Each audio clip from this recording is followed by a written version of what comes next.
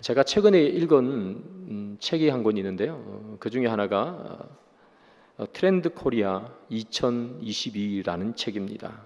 아마 여러분들 가운데서도 읽으신 분도 있을 줄 압니다.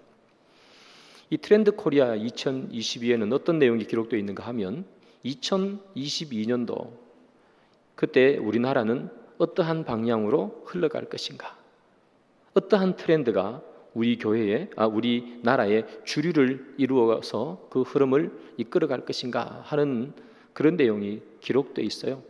대학교 교수님부터 시작해서 여러 연구원들이 2022년에 일어날 트렌드를 10가지로 정리를 했습니다. 그 중에 가장 저에게 관심을 끌었던 것은 나노사회라는 겁니다. 이 나노사회가 무엇인가? 이 나노사회란 이 저자가 이렇게 정의합니다. 한국 사회가 극도로 미세한 단위로 분화되고 있다는 의미에서 이러한 현상을 나노사회라고 명명한다. 이렇게 얘기합니다. 한국 사회가 극도로 미세한 단위로 분화된다는 거죠. 극도로 미세한 단위로 분화된다는 것은 어떤 의미인가 하면 공동체라는 것이 해체되고 각 개인이 모래알처럼 다 흩어져서 뿔뿔이 있다. 이런 이야기를 하는 거예요. 여러분, 2022년 통계청의 자료에 의하면요, 우리나라 가구 중에 1인 가구, 혼자 사는 가구가 31.7%랍니다. 10가구가 있으면 그 중에 3가구는 혼자 사는 거예요. 어제 제가 차를 타고 가면서 제가 아는 분하고 통화를 했는데요, 그분이 가족이 4명이에요. 4명인데 예전 같으면 같이 살겠죠. 그런데 가족 4명인데 다 따로 살아요. 가정에 무슨 문제가 있어서 그런 게 아니고요, 살다 보니 그렇게 된 거죠. 제가 아는 분은 직장이 부산이라서 부산에 사시고, 부인은 일산이 집이라서 원래 집이라서 일산에 살고, 큰딸은 직장이 서울이라서 서울에 살고, 막내딸은 학교가 부산이라서 부산에 사는데 아빠도 부산에 사는데 같이 안 산대요. 따로 있대요. 가족이 4명인데 다 1인 가정이 되는 거죠. 다 따로따로라는 거예요. 공동체라는 개념, 가정이라는 그 개념이 이제 사라지고 개인만이 뿔뿔이 모래알처럼 그렇게 남는다는 거죠. 가족이 이렇게 모여있다 해서, 그렇다고 해서 예전처럼 그런 공동체성이 보이는가? 사실 그렇지도 않아요. 저만 해도 그래요. 제가 집에 가가지고 저녁에 저랑 합쳐서 저희 가족이 5명인데 5명이 함께 밥 먹는 저녁이 한 달에 몇 번 있을까? 이렇게 생각하면 한 달에 손에, 양손도 아니고요, 한 손에 꼽을 정도도 안 되는 것 같아요. 같이 먹는 시간이 거의 없어요. 가족이 함께 모여있다 해도 똑같습니다, 여러분. 큰아들은 핸드폰 보고 있고, 아빠는 TV 보고 있고, 작은 딸은 자기 핸드폰 보고 있고, 그렇잖아요. 가족이 모여있다고 해서 무슨 의미 있는 대화를 한다는가, 무슨 뭔가를 하는 게 아니에요. 다 한 공간에 있을 뿐이지 다 따로따로 흩어져 있어요. 이게 나노사회라는 거예요.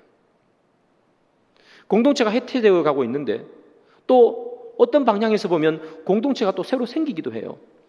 그런데 이 공동체는, 새로 생기는 공동체는 옛날처럼 얼굴을 마주 대하고 뭐 같이 밥도 먹고 놀러도 가고 하는 그런 공동체가 아니에요.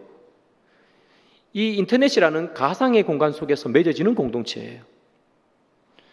여러분 아시는 것처럼 가상의 인터넷 안에 공동체가 참 많아요. 제가 예를 들면 제가 야구를 되게 좋아하는데요, 이 인터넷 안에서 야구를 좋아하는 사람들의 모임, 이게 이제 공동체가 되는 거예요. 예를 들면 서울이니까 LG를 사랑하는 사람의 모임, 뭐 기아를 사랑하는 사람의 모임, 그렇게. 그런데 그 사람들이 따로 밖에서 활동하는 것이 아니라 인터넷에 접속해서 거기서만 활동하죠. 그러니까 그게 공동체라고 말하기도 참 어렵다는 거예요. 그리고 탈퇴가 너무 쉽죠. 그냥 나와버리면 그만이니까. 그래서 이 지금 저자가 하는 말은 2022년이 되면 이 나노사회가 더 가속화될 것이다. 그런데 이 가속화되어 가고 있는 이 나노사회에 불을 붙인 게 뭐냐면 코로나19라는 거예요. 모일 수 없고 다 흩어져야 되니까. 그러면 이 나노사회가 옳은 것인가 아니면 잘못된 것인가? 저자는 이렇게 얘기합니다. 옳은 것도 아니고 잘못된 것도 아니다.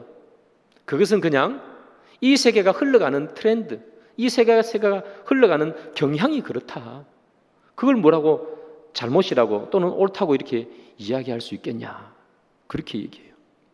그렇다면 여러분, 공동체가 해체되어지고 우리 가정도 나노 가정, 우리 교회도 나노 교회가 되는 게 그게 옳은가? 성경은 도대체 무엇이라고 이야기하는가? 그거 한번 살펴보도록 하겠습니다. 오늘 우리가 읽었던 성경 본문은요, 이 가인이 아벨을 죽이고 난 후에 하나님과 대화하는 내용이에요. 하나님과의 대화 속에서 하나님께서는 이 가인에게 형벌을 주십니다. 그런데 동생을 죽인 형벌을 두 가지로 주세요. 두 가지가 뭔지 함께 살펴보겠습니다. 창세기 4장 12절이죠. 내가 밭을 갈아도 땅이 다시는 그 효력을 내게 주지 아니할 것이요 너는 땅에서 피하며 유리하는 자가 되리라. 이 두 가지죠. 첫 번째 하나님께 주시는 형벌이 뭐냐 하면 밭을 갈아도 땅이 효력을 너에게 주지 않는다는 겁니다. 생산성이 떨어진다는 이야기예요. 아담과 하와가 그렇지 않아도 범죄를 해가지고 땅이 저주를 받아서 생산성이 많이 떨어졌잖아요. 그런데 이 지금 가인이 이 죄를 지어서 생산성이 또 떨어진 거예요. 가인의 직업은 농부죠. 농부였던 이 가인이 땅의 생산성이 떨어진다 하는 것은 이 가인에게는 참 말할 수 없는 고통을 주는 그런 형벌이죠. 농사를 지었는데 생산물이 별로 없으니까요. 그런데 여러분, 이 땅이 효력을 잃어간다 하는 것은 그럼에도 불구하고 이 가인에게 직접 주는 그런 형벌은 아닙니다. 땅에게 주는 형벌이죠. 가인은 그에 대해서 간접적으로 형벌을 받게 되는 거죠. 그런데 또 하나 하나님께서 이 범죄한 가인에게 주는 형벌이 있습니다. 두 번째는 뭐냐 하면 땅에서 유리하는 자가 될 것이다 하는 거예요. 이건 가인에게 직접적으로 주는 형벌이에요. 땅에서 유리하는 자가 된다는 말은 무슨 말인가 하면 공동체에서 떨어져 나와서 혼자 다닌다는 거예요. 그것이 땅에서 유리하는 자가 된다는 겁니다. 인류 최초로 살인을 한 그 자에게 하나님께서 주시는 벌이 뭐냐 하면 공동체에서부터 분리되는 거예요. 하나님께서 그에게 무기징역이나 사형을 언도하신 것이 아니라 공동체에서부터 떨어져 나와가지고 개인 혼자 나노 가인이 되는 것. 그게 뭐라고요? 형벌이라고요. 형벌. 이런 의미에서 보면 성도가 교회에서 함께 모이지 못한다는 것, 모여서 공동체를 이루어가지 못한다는 것은 교회의 정말 큰 위기입니다. 코로나19 이것이 믿는 사람의 올바르지 못한 생활 때문에 하나님께서 주시는 심판이라 하는 이야기가 있는데요. 이게 사실은 틀린 말이 아닙니다, 여러분. 우리가 오죽 못났으면, 오죽 하나님 앞에서 올바로 살지 못했으면 하나님께서 모이지 못하게, 분리되게, 공동체를 모이지 못하게 그렇게 해버리는 거죠. 하나님께서 인류 최초로 살인한 자에게 주는 형벌이 공동체에서 떨어져 나와서 공동체를 파괴시키는 것이었다면 코로나19로 인해서 우리가 공동체성을 잘 형성하지 못하는 것은 어찌 보면 하나님께서 우리에게 올바로 살라고 하는 사인일 수도 있다는 것을 기억하셔야 되는 거죠. 성경을 보면 사실은 성도들은요 언제나 모였습니다. 초대교회 성도들도 모였어요. 어쨌든 모였어요. 고난이 오고 박해가 와도 어쨌든 모였습니다. 박해가 심해지면 땅 밑으로 굴을 파가지고 카타콤이라는 곳에서조차라도 모였습니다. 그래서 성도들은 모이는 곳이에요. 어쨌든 모여서 공동체를 만들어 갔어요. 그래서 사랑하는 여러분, 교회가 공동체가 깨어지는 그 순간 교회의 존재 이유는 사라지는 겁니다. 교회의 공동체성이 사라졌다 하는 것은 교회의 그 존재의 의미가 없어지는 거예요. 그래서 초대교회 성도들은 예수를 믿기만 하면 뭐부터 하는가? 일단 모이기부터 하는 거예요. 공동체부터 형성하는 거예요. 사도행전 2장 46절을 보겠습니다. 날마다 마음을 같이하여 성전에 모이기를 힘쓰고, 예수 처음 믿고 나니까 뭐 하는 거예요? 모이기를 힘쓴다는 얘기예요. 어쨌든 공동체를 만들자 하는 거예요. 그런데 여러분, 마귀는 이 공동체를 깨기 위해서 가진 노력을 다합니다. 언제부터 노력을 했느냐? 인류가 처음 시작할 때부터 이 마귀는요, 공동체를 깨려고 노력해요. 뱀이 아담과 하와에게 이 죄를 짓게 만들잖아요. 이 뱀이 무엇이라고 이 아담과 하와를 이렇게 꿰는가 하면 창세기 3장 5절에 기록되어 있죠. 너희가 그것을 먹는 날에는 너희 눈이 밝아져 하나님과 같이 되어 선악을 알 줄 하나님이 아심이니라.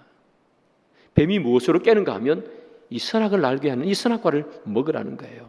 그러면 눈이 밝아진다는 거예요. 눈이 밝아져. 그래서 이 아담과 하와가 이 선악과를 먹어요. 그러면 진짜 눈이 밝아졌을까요? 창세기 3장 7절을 봅시다. 이에 그들의 눈이 밝아져요. 눈이 밝아져 버렸어요. 자기들이 벗은 줄을 알고 무화과나무 잎을 엮어 치마로 삼았더라.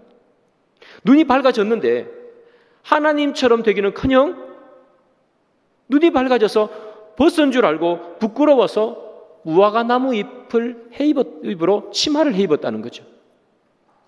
여러분, 이 사람들은, 이 아담과 하와는 원래 지난주에도 말씀드렸다시피 옷을 안 입고 살았어요. 그런데 하나도 부끄럽지 않았어요. 왜냐하면 둘이 한 몸이 됐기 때문이에요. 한 몸인 거예요. 둘이 한 몸이라는 의미는 무슨 말인가 하면 아내의 몸이 내 몸이 되고 내 몸이 아내의 몸이 된 거예요. 내가 아내를 쳐다보면 그 몸이 내 몸이고 아내가 나를 쳐다보면 그 몸이 내 몸인 거예요. 그러니까 안 부끄럽죠. 내 몸이니까. 둘이 한 몸이 됐으니까 하나도 안 부끄러워요. 그런데 선악과를 따먹고 눈이 밝아져서 나오는 현상이 뭐냐 하면 부끄러웠다는 거예요. 다시 말하면 둘이 나누어졌다는 거예요. 한 몸이면 안 부끄러웠는데 남남이 된 거예요. 남남이. 그러니까 다른 사람의 벗은 모습을 누가 나를 보면 부끄러운 거 아니겠어요? 부끄럽다는 얘기는 이 둘이 나누어졌다는 그런 이야기를 하는 거예요. 원래 아담과 하와가 한 공동체로 묶여 있었는데, 하나로 운명 공동체처럼 가족 공동체로 묶여 있었는데 눈이 밝아지니까 둘이 나누어져서 남남이 돼버리는 거예요. 여러분, 마귀가 노리는 게 이런 건 아니겠어요? 눈이 밝아지게 만들고 하나님처럼 된다고 거짓말하고서는 실질적으로는 무엇을 만드는가 하면 서로 분리되게 만들어버렸어요. 누구랑 분리됩니까? 태초에 하나님이 계셨고 하나님이 아담을 만들었고 아담을 통해서 하와를 만들었고, 그렇게 하나님, 아담, 하와가 공동체를 이루어 살아가던 그 사회 속에서 하나님과의 이 공동체가 깨어지고 사람과 사람과의 관계의 공동체도 깨어지고 눈이 밝아지게 만들어서 사탄이 역사한 것은 무엇인가 하면 공동체를 다 깨버렸습니다. 다 남남으로 남게 되어버렸습니다. 아담은 아담대로, 하와는 하와대로, 하나님은 하나님대로. 사탄의 역사인 것이지요. 여러분, 마귀는요, 성도가 공동체로 모이는 것을 너무너무 싫어합니다. 그래서 태초부터 아담과 하와가 같이 있는 걸 깨버리는 거예요. 그런데 공동체가 파괴되고 깨지면 어떤 일이 벌어지는가? 그것은 죄를 다른 사람에게 묻게 됩니다. 하나님께서 아담에게 물어요. 아담아, 너는 왜 선악을 알게 하는 나무의 열매를 먹었느냐? 아담이 이렇게 얘기합니다. 하나님께서 나에게 주신 그 여자가 나에게 먹으라고 해서 먹었습니다. 아담 자기가 먹었는데 누구 핑계를 대는 겁니까? 그 여자가 주어서 먹었습니다. 하와 핑계를 대는 거예요. 하와 때문이라는 거죠. 하나님께서 만들어주신 그 여자가 누구 때문이라는 거죠? 하나님 때문이라는 거예요. 하나님이 그 여자만 안 만들어 주었으면 안 먹었을 텐데라는 이야기죠. 하나님 때문이라는 거예요. 그리고 하나님께서 하와에게 물어요. 내가 왜 그것을 먹었느냐? 하와가 이렇게 대답해요. 뱀이 꿰어서 먹었습니다. 뱀 때문이라는 거예요. 뱀 때문에. 아담도 하와도 그 누구도 나 때문이라고 말하는 사람이 한 명도 없습니다. 전부 너 때문이라고요. 너 때문에. 여러분, 우리 삶에서 갈등이 생기고 불화가 생겨가지고 우리의 가정에 금이 가고 우리 교회가 금이 가고 여러분들이 있는 공동체가 금이 갈 때 나 때문이라고 말하는 사람 한 명이라도 보셨습니까? 한 명도 없습니다, 여러분. 다 너 때문에 그랬답니다. 너 때문에 가정이 이렇게 됐고, 너 때문에 우리 공동체가 이렇게 됐고, 너 때문에 우리 사회가 이렇게 됐고, 너 때문에 우리 교회가 이렇게 됐고, 다 너 때문이래요, 너 때문에. 사랑하는 여러분, 여러분들의 가정과 우리가 속해 있는 교회와 우리가 가지고 있는 많은 사회 안에서의 그 공동체, 그 공동체를 건강하게 만들고 싶으십니까? 그렇다면 우리가 기억해야 되는 게 있어요. 너 때문이라는 이 이야기를 접어넣어야 된답니다.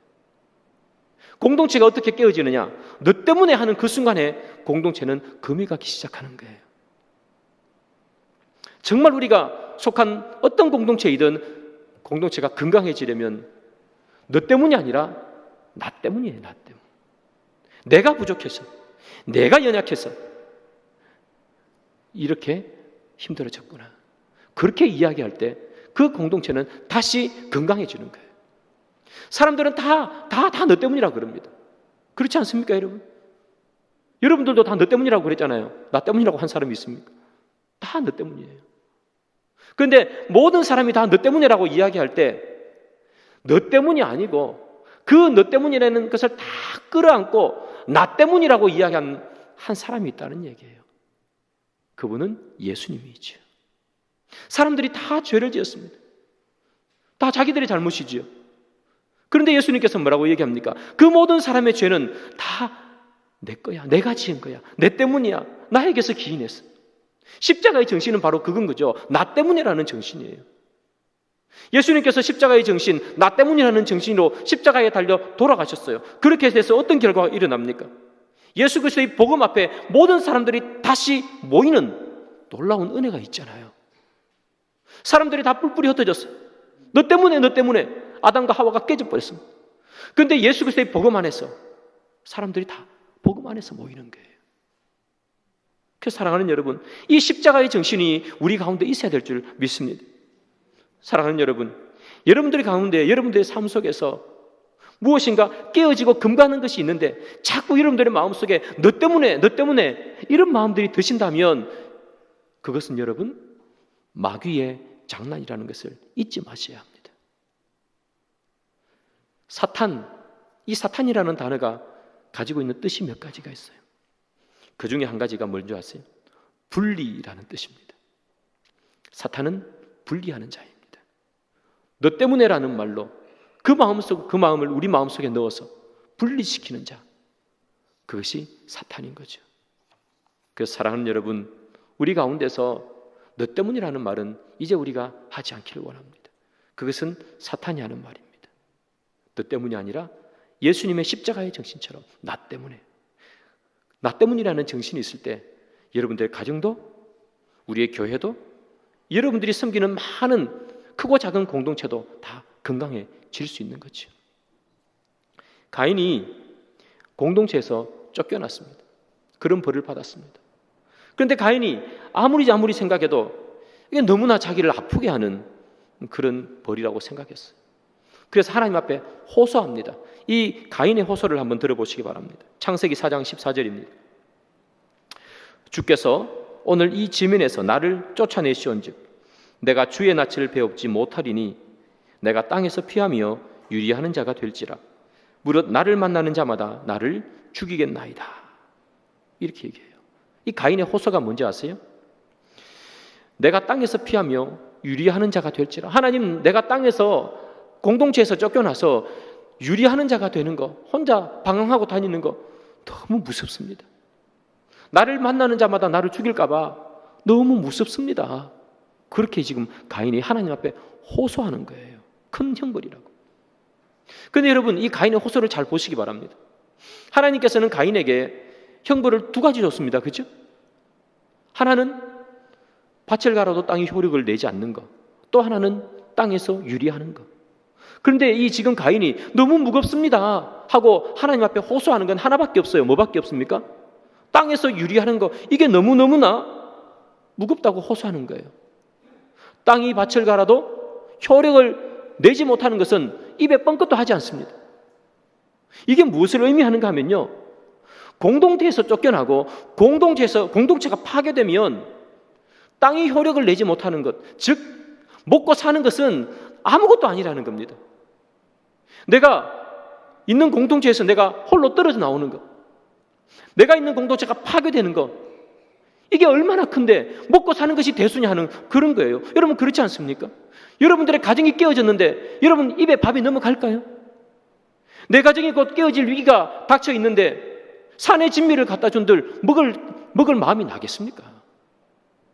공동체에서 쫓겨나는 거, 공동체가 파괴되는 것은요, 먹고 사는 문제는요 아무것도 아닌 거예요. 땅이 효력을 내지 못한다, 생산하지 못한다, 요즘으로 말하면 돈을 가지지 못한다는 것 아니겠어요? 그런데 여러분, 공동체가 파괴되면 돈이 문제가 아니라는 것을 성경은 지금 이야기하는 거예요.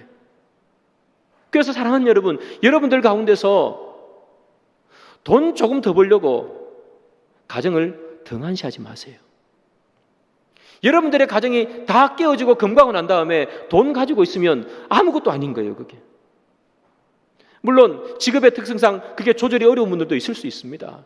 그러나 우리가 조절할 수 있다면 우리가 조절해서 가정을 돌볼 수 있어야 됩니다. 사실 이거 저한테 하는 말이기도 합니다. 뜨끔한데요, 우리가 저는 돈 더 벌려고 하는 건 아닙니다. 우리가 그렇습니다. 우리가 세상에서 조금 더 성공하기 위해서 돈 더 벌려고 가정을 팽개치고 아이들을 팽개치고 그렇게 더 모아본들 다 무슨 소용이 있겠습니까?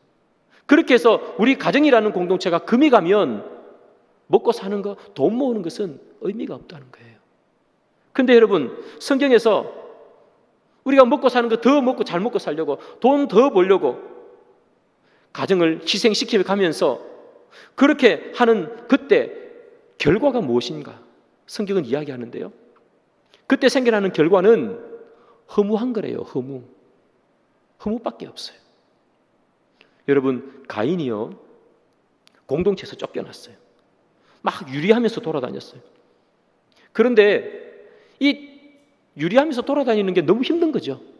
너무 힘들어가지고 자기는 내 도저히 못하겠다, 하나님의 명령을 어깁니다. 그는 정착해서 삽니다. 성을 지어버렸어요. 성을 짓고 그곳에 정착해서 삽니다. 성을 짓고서는 그 성의 이름을 무엇이라고 짓느냐, 자기 아들의 이름을 따서 에녹성이라고 짓습니다. 아들의 이름이 에녹이거든요. 에녹성, 이 에녹의 뜻이 뭔 줄 아세요? 허무입니다. 허무. 이제 에녹성에서부터 나오는 모든 것은 다 허무한 거예요. 하나님을 떠나서 하나님께 범죄해서 공동체가 파괴되고 공동체에서 떨어져 나와서 성을 세운들, 그게 무슨 의미가 있냔 말이죠. 허무하다는 이야기예요. 성을 세운다는 것이 얼마나 대단한 겁니까? 우리가 가지고 있는 공동체가 다 깨어지고 그 큰 성을 세운들 허무하다는 겁니다, 여러분. 여러분, 창세기 4장 20절부터 22절을 읽어보십시오. 나중에 집에 가서 한번 읽어보시기 바랍니다. 그 허무한 성, 이 에녹성에서 뭐가 나온 줄 아세요? 축산업의 원조가 거기서 나와요. 음악의 기원이 거기서 나와요. 사람이 쇠를 가지고 도구를 가지고 하는 그런 모든 것들이, 그 문화가 거기서 다 기원돼요. 그런데 그 모든 것이 하나님 없이 생겨나는 그 모든 문화는 다 허무한 거라는 것을 이야기해요. 그래서 사랑하는 여러분, 여러분들 가정 속에 이 깨어진 금간 부분들이 있다면 그것을 여러분 그냥 넘기지 마세요. 깨어진 부분이 있으면 이거 심각하구나, 마귀가 기뻐하는 거구나, 그렇게 생각하면서 어쨌든 이 깨어진 것을 다시 회복시키도록 여러분 노력하셔야 됩니다. 다시 한번 말씀드립니다. 여러분들이 속해 있는 모든 공동체, 가정이든 우리 교회든 아니면 여러분들의 크고 작은 공동체이든 그 모든 그 공동체, 그걸 깨뜨리지 마시기 바랍니다. 그 깨뜨리고 큰 성을 쌓아봤자 다 허무한 것밖에 없다는 거 꼭 기억하시기를 바랍니다. 그런데 여러분, 그러면 공동체가 다 깨져 버렸습니다. 그러면 회복할 수 없을까? 내가 살펴보니 우리 가정에 이미 금이 갔어요.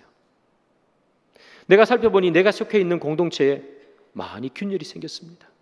다 서로 너 때문에 이렇게 삿대질하고 있습니다. 그걸 다시 회복시킬 수 있는 방법은 없을까? 성경은 있다고 얘기합니다. 무엇으로 회복시키는가? 사도행전 2장 4절입니다.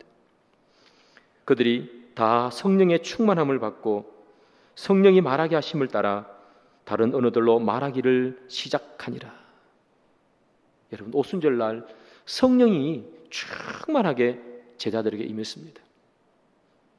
성령이 임하니 이 제자들이 몸에서 뭐 불이 나는 것 같으니까 참을 수가 없죠. 뛰쳐나가서 복음을 막 전하는 거예요. 복음을 막 전하는데 그때 이 예루살렘에는요, 유대인만 살았던 게 아니라 세계 각지의 사람들이 다 모여서 있었습니다. 그런데 제자들이 복음을 막 전가하니까 이 세계 각지에 온 사람들이 자기 말로 다 알아들었어요. 영국 사람들은 영국말로 하는 말을 듣고 프랑스 사람은 프랑스 하는 말을 듣는 거예요. 어떻게 그런 일이 일어났을까? 이 제자들이 외국말을 한 번도 배운 적이 없는 이 제자들이 외국말로 복음을 전파한 거예요. 베드로 잘은 모르지만 프랑스 말로 막, 요한 중국말로 복음을 전하. 여러분, 신학자들이 이 현상을 뭐라고 기록하는가 하면 이렇게 기록해요. 오순절 성령 강림에서 흩어졌던 언어가 다시 하나로 되었다. 흩어졌던 언어가 하나 되었다. 여러분, 언어가 흩어진 거 언제 흩어졌습니까? 바벨탑 사건이죠. 창세기 11장에 보면 바벨탑 사건이 있어요. 사람들이 바벨탑을 높이 쌓아요. 저 하늘 끝까지 이 바벨탑이 닿게 하겠다. 하나님에 대한 도전이죠. 그 사람들이 그때는 똑같은 언어를 사용했어요. 그리고 그들이 이 바벨탑을 쌓는데 한 마음으로 뭉쳤어요. 이 바벨탑 쌓는 공동체죠. 한 언어로, 한 목표로 쫙. 그런데 하나님께서 이 공동체가 하나님께 대항하는 것을 보고 하나님께서 그들에게 내린 벌이 뭘까요? 언어를 혼잡하게 해버렸어요. 다시 말하면 서로 이 언어 소통이 안 돼요. 한 언어를 사용하는 한 공동체였는데 이제 언어가 달라지니까 개개인이 돼버렸어요. 나노 사회가 돼버렸어요. 공동체를 흩어버리는 것, 이게 하나님의 벌이에요. 그런데 이 사도행전에 와가지고 흩어졌던 언어가 어떻게 됩니까? 하나로 통합이 돼요. 그래서 여러분, 성경 읽을 때 꼭 기억하십시오. 창세기 11장하고 사도행전 2장은 서로 마주보는 그런 장이에요. 성경책에서는 멀리 떨어져 있지만 아주 가까운 장이에요. 그래서 하나님께서 언어를 통합하게 했어요. 언어를 통합하게 하면서 서로 공동체를 이루어가게 해요. 이제 언어가 혼잡해서 서로 이야기 나눌 수도 없고 서로 말할 수도 없는 그 상태에서 하나님께서 언어가 하나가 되게 해서 뭐 합니까? 그 다음엔 복음이 전파되게 하죠. 그리고 그 사람들은 예수 그리스도의 복음 앞에서 함께 모여요. 하나가 돼요. 그리스도의 자녀라는 공동체를 이루어가는 거예요. 그러면 흩어졌던 언어가 어떻게 해서 하나의 언어로 통합되고 그들이 복음의 말씀을 듣고 하나로 하나님의 자녀로 공동체를 이루는가? 그것은 오순절 성령 강림 때문이에요. 오순절 성령 강림이 있고 난 후에 언어는 하나가 되는 거예요. 그러면 깨어졌던 공동체, 우리 삶 속에서 많이 금가고 있는 그 공동체는 어떻게 하나로 만들 수 있을까? 우리의 노력으로 되지 않습니다. 성령의 은혜예요. 성령께서 우리 가운데 역사하지 않으면 깨어진 우리 가정은 회복시킬 수가 없고요. 성령께서 우리 가운데 역사하지 않으면 여러분들이 가지고 있는 수많은 공동체가 회복될 수가 없다는 이야기예요. 반대로 말하면 성령이 우리에게 임하기만 하면 우리에게 깨어졌던 가정도, 깨어졌던 교회도, 깨어졌던 사회도, 여러분들이 가지고 있는 많은 공동체도 다시 회복할 수 있는 힘이 생긴다는 거예요. 그래서 에베소서는 이렇게 기록해요. 에베소서 2장 22절이죠. 너희도 성령 안에서 하나님이 거하실 처소가 되기 위하여 그리스도 예수 안에서 함께 지어져 가느니라. 함께 지어져 간대요. 함께. 너 혼자 따로따로 지어져 가는 것이 아니라 함께 지어져 가는 공동체를 이야기해요. 이 함께 지어가는 공동체는 어떻게 형성되는가? 성령 안에서. 성령이 우리에게 임할 때 여러분들의 깨어졌던 모든 관계는 회복되는 거예요. 사랑하는 여러분, 혹시 우리 가운데 깨어진 가정이 있습니까? 급이 가고 있는 그런 가정들이 있습니까? 아니면 여러분들이 관계하고 있는 많은 사람들 관계 속에서 그 공동체가 금이 가고 깨어지는 분들이 있습니까? 그런데 다시 회복시키고 싶은데 어떻게 회복시켜야 될지 알 수가 없는 분들이 있습니까? 우리 힘으로 안 됩니다. 성령의 은혜를 구할 때 가능합니다. 주님, 나에게 은혜를 주십시오. 성령이 임하지 않으면 내 입에서 나오는 것은 너 때문에라 밖에 나오지 않습니다. 하나님 성령이 나에게 임해 주셔서 너 때문이라는 말이 내 속에서 사라지게 하시고 나 때문에 그렇게 바라볼 수 있는 우리가 되게 해 주옵소서. 하는 이 고백이 있을 때, 이 은혜가 있을 때 우리의 깨어진 관계, 깨어진 가정들은 다시 회복되는 거예요. 사랑하는 여러분, 제가 설교를 시작할 때 나노 사회에 대해서 이야기를 하면서 설교를 시작했습니다. 여러분들은 어떤 삶을 살기를 원하십니까? 여러분들의 가정은 어떤 가정이 되기를 원합니까? 나노 가정이 되기를 원하십니까? 우리 교회가 나노 교회가 되기를 원하십니까? 나노 가정이 되고 나노 교회가 되기를 원하는 것은 마귀지요. 마귀가 그것을 원합니다. 그러면 우리는 어떻게 해서 이 마귀의 이 장난에 넘어가지 않을 수 있을까? 다른 것 아닙니다. 우리를 성령으로 충만케 해서 너 때문이 아니라 나 때문이라는 고백을 할 수 있게 될 때 우리는 나노 가정에서 벗어날 수 있고 나노 교회에서 벗어날 수 있고 나노 사회에서 벗어날 수 있게 되는 것이겠죠. 여러분 기억하십시오. 내가 무언가 마음에 안 들어서 우리 가정이 내가 있는 공동체가 마음에 안 들어서 뛰쳐나와서 내가 더 큰 것을 세우면 그것은 다 무엇이라고요? 허무한 것이라고요. 허무한 것에 집착하지 마시고 여러분 아름다운 가정, 건강한 교회, 건강한 공동체를 만들기 위해서 성령의 은혜를 간구하시는 그런 저와 여러분들이 되기를 주님의 이름으로 축복합니다.